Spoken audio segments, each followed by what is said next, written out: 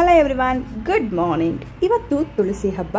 ತುಳಸಿ ಹಬ್ಬನ ಯಾಕೆ ಮಾಡ್ತಾರೆ ಅಂತಂದರೆ, ನಮ್ಮ ಹಿಂದೂ ಸಮುದಾಯದಲ್ಲಿ ವಿಶೇಷವಾಗಿ ಮಾಡುವಂಥ ಹಬ್ಬನೇ ತುಳಸಿ ಹಬ್ಬ.